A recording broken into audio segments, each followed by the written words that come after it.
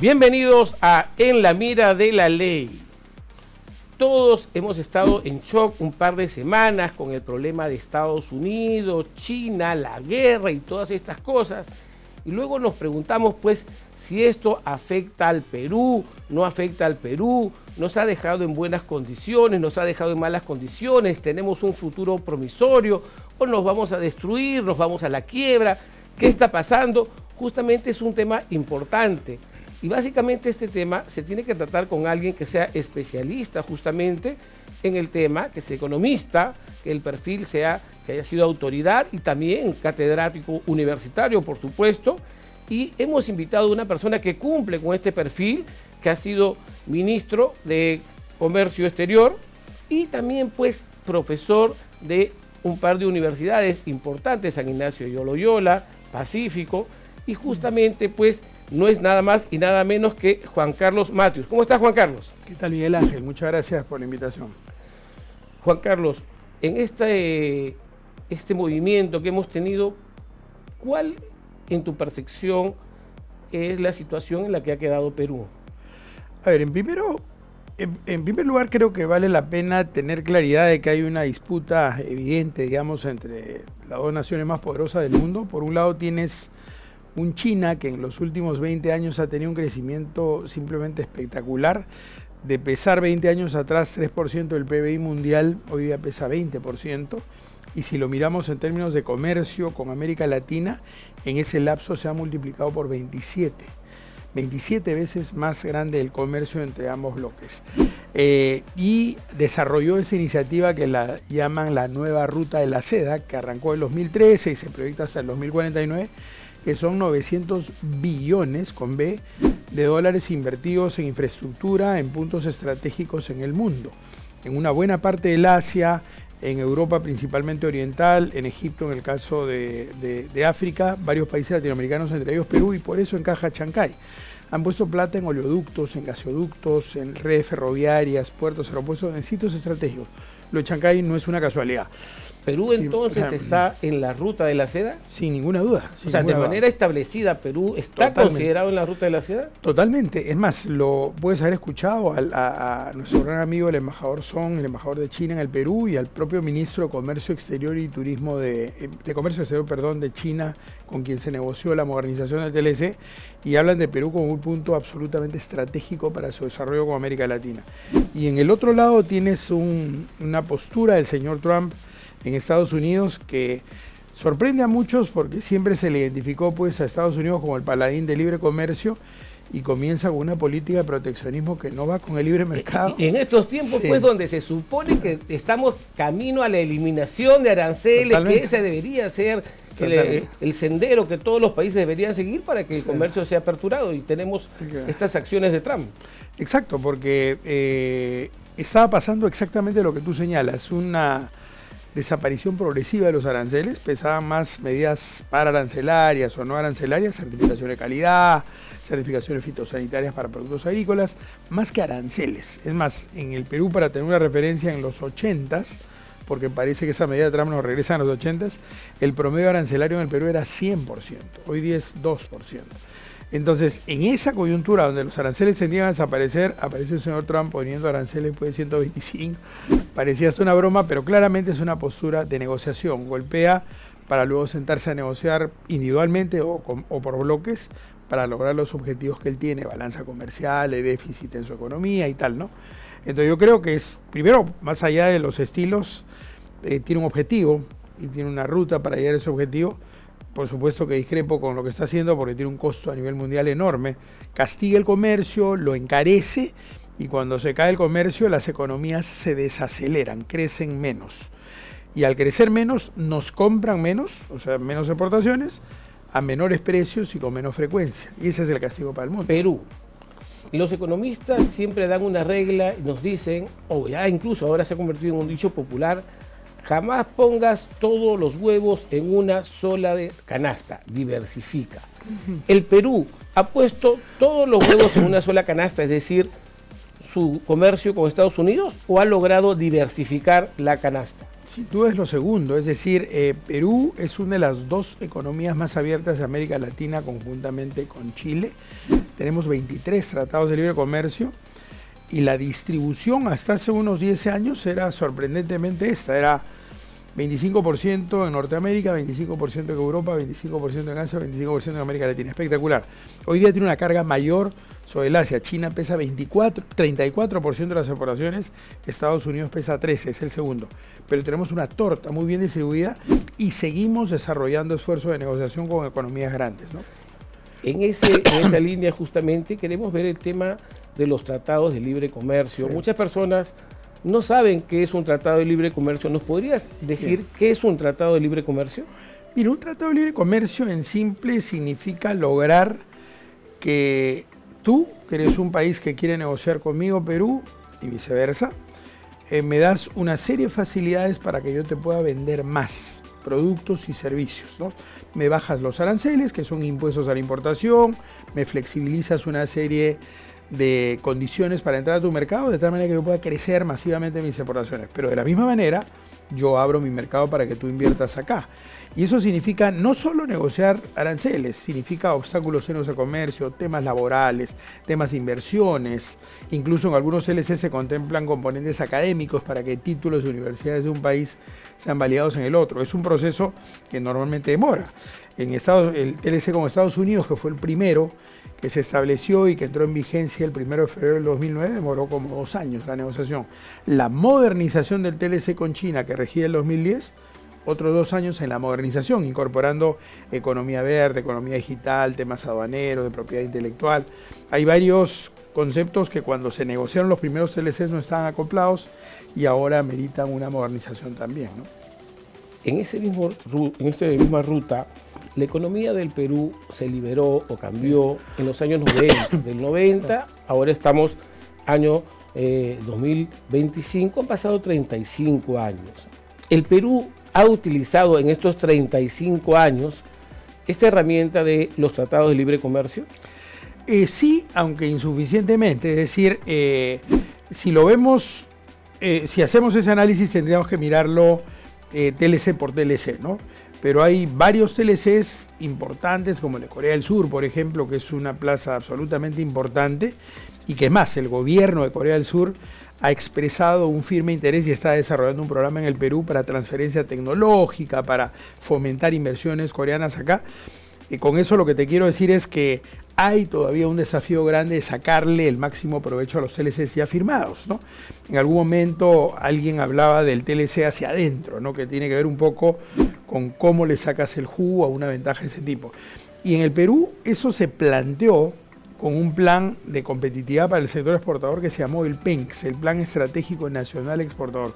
Una muy buena práctica gubernamental donde se juntó el sector público y el privado y armaron una metodología mirando experiencia de otros países y aterrizó a 1.215 medidas de impulso y mejora de la competitividad exportadora, y de las 1.215, el 87% se ha implementado.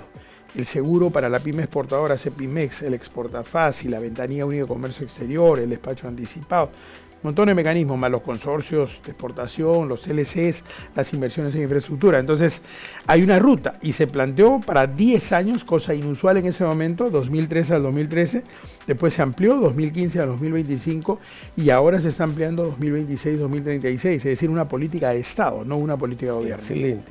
Juan Carlos, ¿cuántos tratados de libre comercio, TLCs, ha firmado el Perú y cuántos de esos están vigentes hoy?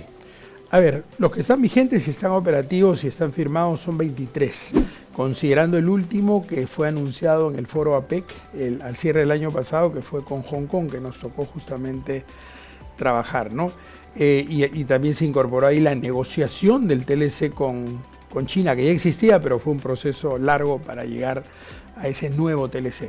Entonces vienen más, o sea, el tema de la India, que es súper relevante, el tema de Indonesia, que debe cerrarse pronto, y otros que vienen con Emiratos Árabes, con República Dominicana, con Uruguay, con Brasil, me parece que ahí hay un tema, hay una serie de sensibilidades con los temas de la cláusula anticorrupción, etcétera, pero Brasil es un monstruo que lo tenemos al lado y que tenemos que encontrar la ruta para capitalizar la enorme ventaja que es mirarnos como aliados estratégicos, ¿no? Entonces, en ese camino, los TLCs son fundamentales pues para el crecimiento de nuestro país y la inserción de nuestra economía a la economía global.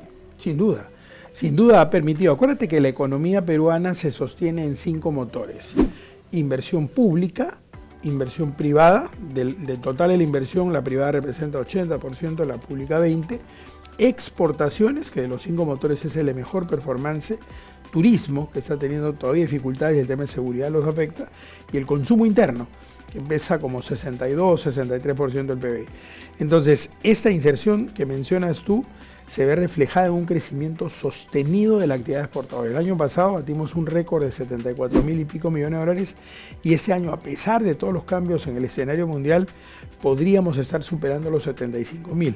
O sea, sigue creciendo, sigue respondiendo, y ves no solamente la concentración en el sector minero, que sigue pesando como 60% de las exportaciones, sino, y lo conversamos en la antesala cuando tú me preguntaste al respecto, Miguel Ángel, el sector agroexportador, que nos ha traído excelentes noticias, ¿no?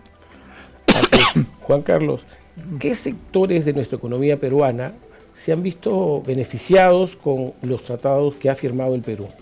A ver, son varios sectores, pero podríamos destacar el crecimiento notable de la actividad agroexportadora, de pesca para consumo humano directo, de textiles y confecciones, joyería, manufacturas de madera, servicios, que ha estado creciendo de manera significativa también. Perú es exportador de software, por ejemplo, de servicios médicos, de salud, por ejemplo.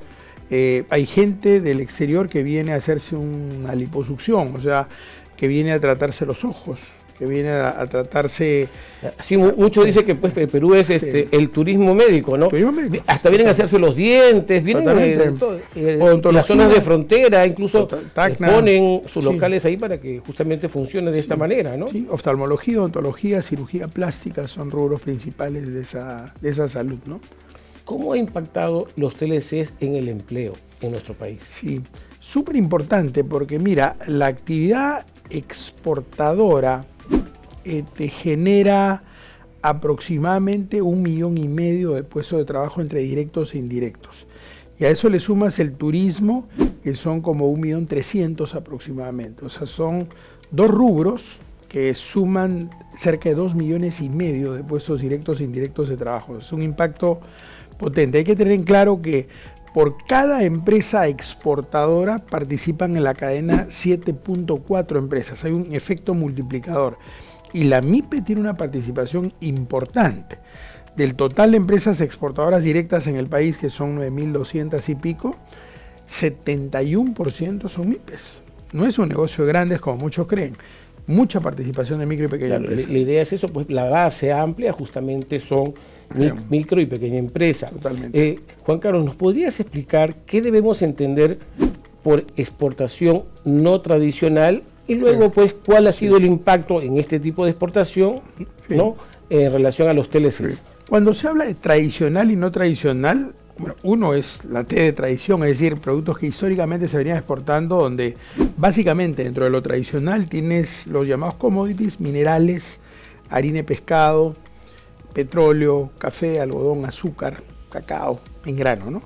Y lo no tradicional se interpreta como productos que tienen mayor valor agregado y están relacionados, por ejemplo, con el crecimiento de la agroindustria de exportación, la pesca para consumo humano directo, químicos, metalmecánica, cibermetalurgia, joyería, artesanías, todo lo demás a eso que mencioné. Ahora, esto que mencioné primero, que eran los productos tradicionales, pesa como el 76% y 24% la parte no tradicional. Entonces, en muchos países y en el nuestro en particular, se trata de impulsar con particular fuerza lo no tradicional, que tiene un efecto multiplicador en la economía más grande, ¿no? Podemos decir que gracias a los TLCs, el Perú se ha posicionado mejor o ha sido una herramienta para que el Perú se posicione mejor en los mercados internacionales. Sí, yo te diría, si me dijeras las explicaciones principales de ese crecimiento exportador sostenido, yo invertiría el orden. Primero pondría el PENX, el Plan Estratégico Nacional Exportador que te mencioné, que tiene estas medidas de impulso a la actividad exportadora y que se está actualizando de manera permanente. Y luego la apertura al mundo con los CLCs. Es decir, los CLCs te abren mercados, pero ¿de qué te sirve que te abran mercados y abras nuestro mercado para la competencia si no estás listo para competir? Entonces eso tiene que ver mucho con tu pregunta anterior en el sentido de cuánto lo aprovechamos, ¿no? Claro, justamente yo veía que uno de los eventos que te habían invitado era sobre la eficiencia, ¿no? O qué resultados habían tenido gracias a estos TLC, si de verdadmente nos beneficiaban o no. Sí, o sea, de hecho, cada uno habría que mirarlo con lupa porque en algunos casos si ves, por ejemplo, si se negocia para un mercado que en Perú puede entrar con 1000 productos libre de aranceles y aprovechas 320, hay un espacio de aprovechamiento que a la hora de negociar, para que te hayan concedido esa ventaja, te han pedido otras cosas. Te han pedido que también abras nuestro mercado para sus productos. Si tú no lo aprovechas y ellos sí, estaría generando un desbalance, que es el desafío grande que tiene Perú, de sacarle el máximo provecho a esos TLCs. Para mí han sido absolutamente importantes para el desarrollo del país, pero claramente hay que meterle mucha fuerza a mejorar los niveles de competitividad a la interna, ¿no? Para sacarle el máximo provecho. Juan Carlos, muchos escuchamos la palabra o la frase balanza comercial. ¿Nos puedes explicar qué cosa es una balanza comercial y cómo esto implica o impacta en los TLCs? Mira, la balanza comercial es simplemente la diferencia entre lo que exportamos menos lo que importamos. Y no necesariamente tener una balanza deficitaria, es decir, que importemos más de lo que exportamos, no necesariamente significa algo malo, porque cuando uno mira qué importa Perú, cerca del 70% corresponde a materias primas, productos intermedios, bienes de capital, maquinaria, equipo, tecnología. En buena hora que se importe eso. Eso ayuda a reactivar el aparato productivo para orientarse al mercado local o para afuera. Entonces, no me preocupa tanto que la balanza comercial sea superavitaria o deficitaria dependiendo de qué se mueve, ¿no? Siempre se pretende vender más que lo que se compra y siempre es una buena señal tener una balanza superavitaria, pero con algunos países como con Estados Unidos tenemos una balanza deficitaria, o sea, superavitaria para ellos, pero miremos qué le compramos, maquinaria, equipos, tecnología, en buena hora, si es algo que no tenemos, ¿no? Así es, eso es lo bueno, que no siempre lo que aparentemente la matemática diga que es déficit es negativo, ¿no? Correcto. La matemática para los economistas es diferente para la matemática común, ¿no? Sí. Vamos a ver el tema de la tramitología, ¿no? Se dice que justamente los países en vías de desarrollo tienen un problema mucho con los trámites. ¿Crees tú que hay un exceso de trámites para poder aprovechar estos tratados de libre comercio?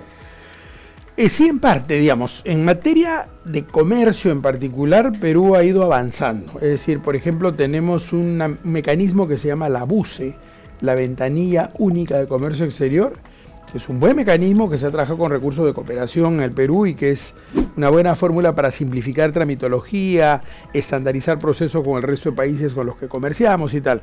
Pero en materia de inversiones, que es otro componente de los LCs, una de las quejas principales es esa tramitología.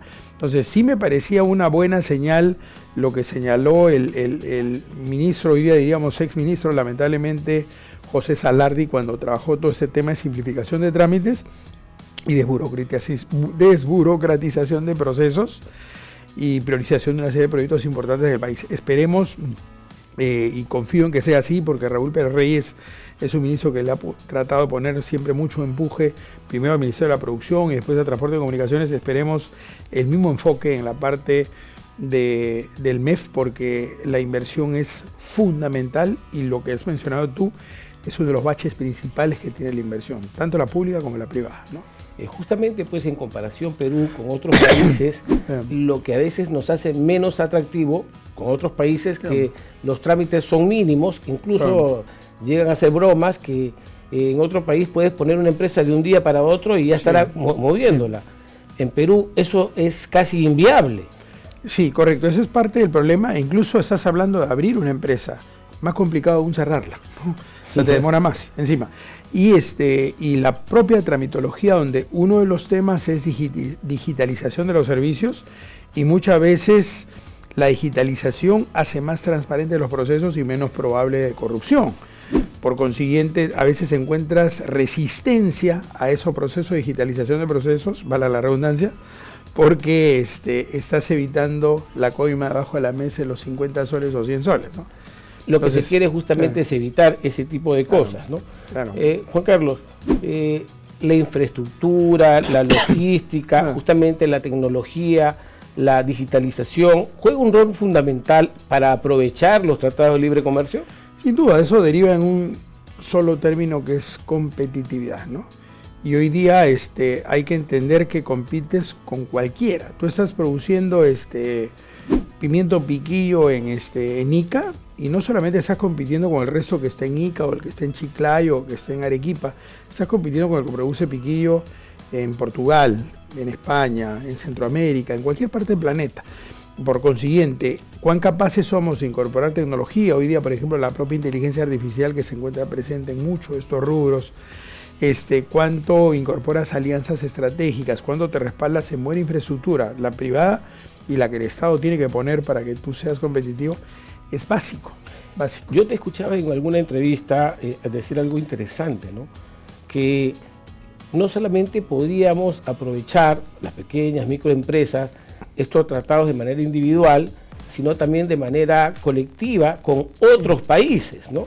Sí. Justamente no solamente, y escuchaba algo interesante de que podemos cubrir brechas estacionales, porque cada país pues produce un bien, ¿no? en una determinada temporada y otro en otra, entonces podría cubrirse algunas ofertas, ¿no?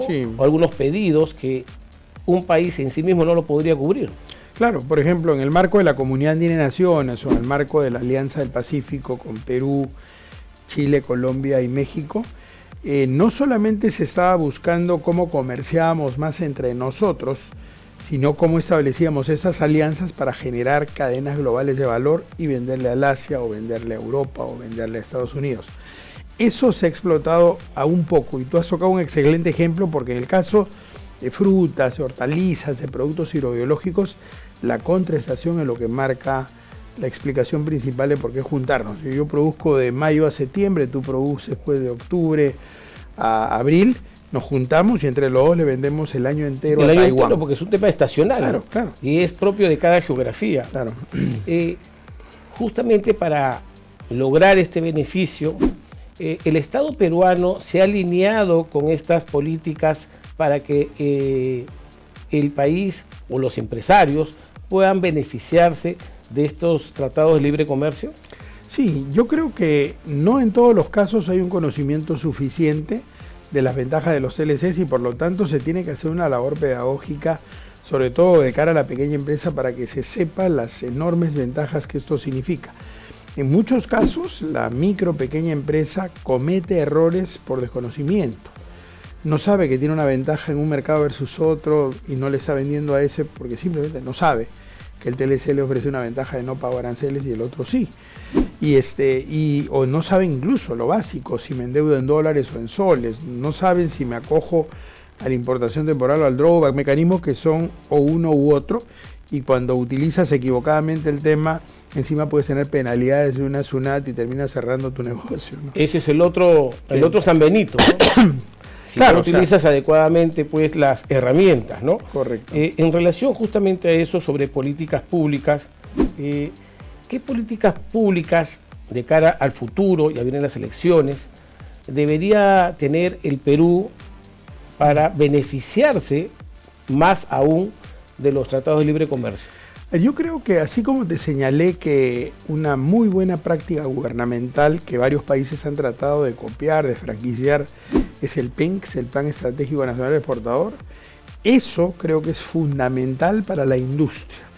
Yo creo que se necesita un plan estratégico nacional industrial en el país. Esa es una primera parte de la respuesta a tu pregunta, en el sentido de que identificar con absoluta claridad las potencialidades de los distintos rubros de nuestra industria, pequeña, mediana y grande, y capitalizar eso con las ventajas que ofrecen los TLCs. Y lo otro es entender que los mercados están cambiando permanentemente, y así partiste la entrevista ahora de estos cambios geopolíticos, y suponen tener una mirada de perspectiva. Hoy día hay maestrías de perspectiva y doctorados de perspectiva donde tienes mucha simulación de escenario, mucho de estadística y tal, y tiene que ver con megatendencias como la robótica, la inteligencia artificial, la nanotecnología, la criptología, etcétera, etcétera. Entonces, eso le compete a un CEPLAN, un centro de planeamiento que debería tener más fuerza de la que veo tiene en el Perú. O sea, en otros países un CEPLAN reporta al presidente de la República, o sea, tiene rango de ministro de Estado. Y es lo que le da el norte, o sea, me está mirando los cambios de acá a 15, 20, 50 años, como lo hace un Singapur que tiene planes a 50 años, ¿no? En el Perú, una de las quejas que se hace básicamente es la no descentralización, y la pregunta sería, como política pública, ¿qué se puede hacer para que los lugares más alejados del país también se beneficien del TLC? Sí, hay un tema que es conectividad, que eso cambia la historia de los países. Recuerda un poco en el caso de Costa Rica, ha sido 2 veces presidente Oscar Arias. La primera vez que lo fue en los 80s, hizo un par de cosas simples pero trascendentales. Fue inglés para todos, internet para todos. 80s, ¿ah? Inglés para todos, internet para todos. Eso te cambia el mapa. En los 80s, imagínate que la gente ni siquiera hablaba con claridad del internet. O sea, eso te cambia mucho. Ponte a ver si a veces acá mismo en un San Isidro puedes tener problemas de conectividad. Imagínate lo que es las zonas rurales y lo que significa ese chico que no tiene acceso a información, a educación de ninguna naturaleza porque no tiene internet o porque lo tiene 2 horas al día. Entonces la conectividad es algo fundamental en todo el espectro que significa conectividad. Las carreteras. O sea, por ejemplo, es increíble estar en parte de la selva donde tú miras un Brasil, ahí lo miras más claro que miras un territorio peruano y ves esos brasileños interesados en venderte carne y comprarte todas las frutas y hortalizas que tienes ahí y no tienes cómo llegar, no hay transporte, no hay carretera, de locos, ¿no? Entonces, como que hay oportunidades importantes. Evidentemente, y habiendo estado en el Ejecutivo, soy consciente de que, definición de economía, ¿no? Recursos limitados para satisfacer necesidades ilimitadas, o sea, siempre te va a faltar el recurso y por lo tanto la palabra clave en el Estado es priorización. ¿Qué priorizas? Y dentro de eso hay que tener claridad, sobre todo con un gobierno nuevo que entre, ¿no? Juan Carlos, ¿crees tú que el Perú como país, ¿no? como gobierno o como política gubernamental tiene claro hacia dónde quiere ir para ser pues una potencia exportadora?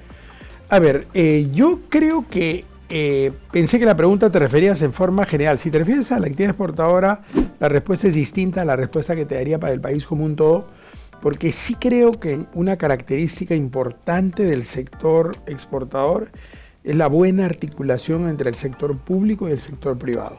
Cuando tú miras que ha habido ese boom agroexportador, no es casual. El Estado ha hecho lo suyo. Los proyectos de irrigación, y por eso tan relevante un proyecto como Olmos, que ahora están pretendiendo pararlo de locos porque es un proyecto fundamental para el país. Entonces, irrigación, las inversiones portuarias en el puerto, mucho privado y mucho público también, o sea, la inversión en el puerto Callao, la modernización del puerto Callao, los propios tratados de libre comercio, la ley de promoción agraria y por su lado la empresa privada que se la ha jugado e invertido. O sea, se ha jugado en pared sector público y privado y por lo tanto en ese sector sí te diría hay un norte y una visión de futuro y eso explica por qué se ha crecido de manera sostenida, ¿no?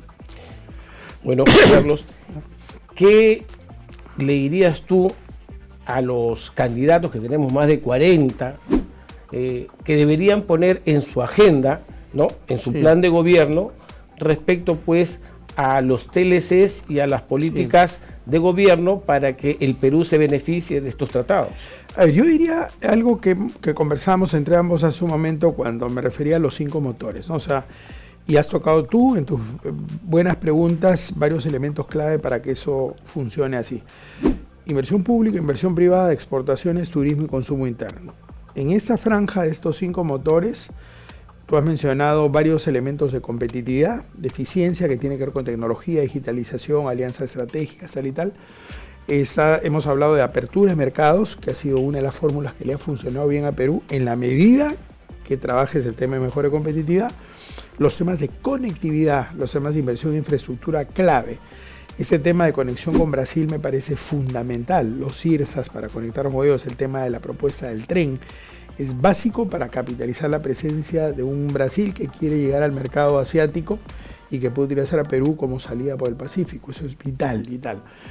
Y de hecho hay un tema transversal que toca al sector y a toda la economía, que no puede esperar, que es el tema de seguridad ciudadana. Eso nos está comiendo y la economía al final va a terminar en números en términos relativos mejor que América Latina, pero la seguridad no puede esperar ni siquiera al cambio de gobierno. Eso es sin seguridad no hay inversión, sin inversión no hay empleo, y sin empleo no hay bienestar. Totalmente. Así es, Juan Carlos.